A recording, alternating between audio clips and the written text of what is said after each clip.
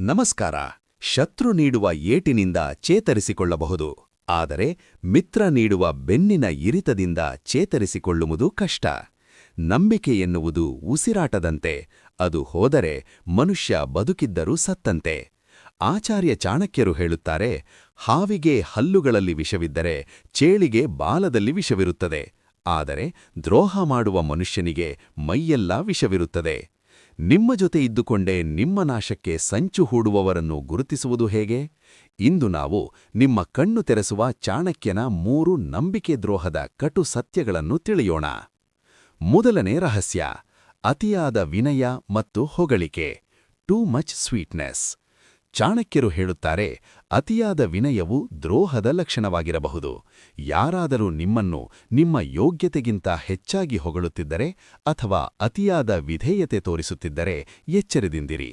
ಹಣ್ಣು ತುಂಬಿದ ಮರ ಬಗ್ಗುವುದು ಸಹಜ, ಆದರೆ ಯಾವುದೋ ಸ್ವಾರ್ಥಕ್ಕಾಗಿ ಬಗ್ಗುವ ವ್ಯಕ್ತಿ ಅಪಾಯಕಾರಿ.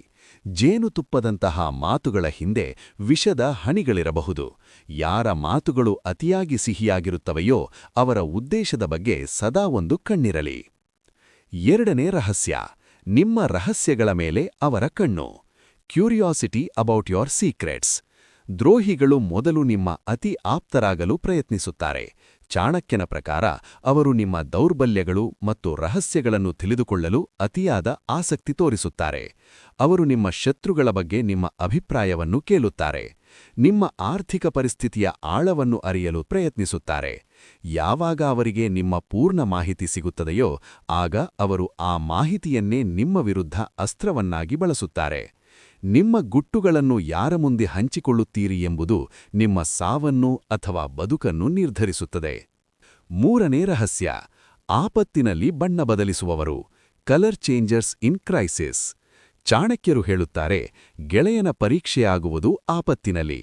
ನಿಮ್ಮ ಹತ್ತಿರ ಅಧಿಕಾರ ಮತ್ತು ಹಣವಿದ್ದಾಗ, ನಿಮ್ಮ ಸುತ್ತಲಿರುವವರೆಲ್ಲರೂ ದ್ರೋಹಿಗಳಲ್ಲದಿದ್ದರೂ, ನಿಮ್ಮ ಕಷ್ಟದ ಸಮಯದಲ್ಲಿ ಯಾರು ಸದ್ದಿಲ್ಲದೆ ಜಾರಿಕೊಳ್ಳುತ್ತಾರೋ ಅವರೇ ಅಸಲಿ ದ್ರೋಹಿಗಳು.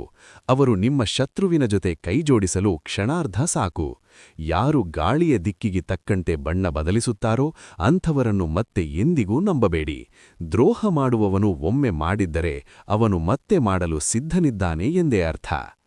ಪ್ರಾಮಾಣಿಕತೆ ಎನ್ನುವುದು ಬೆಲೆಬಾಳುವ ಉಡುಗೊರೆ.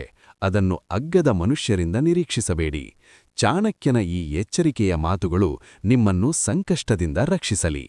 ನಿಮ್ಮ ಜೀವನದಲ್ಲಿ ನೀವು ಯಾರಿಗಾದರೂ ಅತಿಯಾಗಿ ನಂಬಿ ಮೋಸ ಹೋಗಿದ್ದೀರಾ? ಆ ಅನುಭವ ನಿಮಗೆ ಏನು ಪಾಠ ಕಲಿಸಿತು? ಕಾಮೆಂಟ್ನಲ್ಲಿ ತಿಳಿಸಿ. ಮುಗ್ಧವಾಗಿ ಎಲ್ಲರನ್ನೂ ನಂಬುವ ನಿಮ್ಮ ಗೆಳೆಯರಿಗೆ ಈ ವಿಡಿಯೋ ಶೇರ್ ಮಾಡಿ ಎಚ್ಚರಿಸಿ. ಸಬ್ಸ್ಕ್ರೈಬ್ ಆಗಲು ಮರೆಯಬೇಡಿ. ಜಾಗರೂಕರಾಗಿರಿ, ಸುರಕ್ಷಿತವಾಗಿರಿ.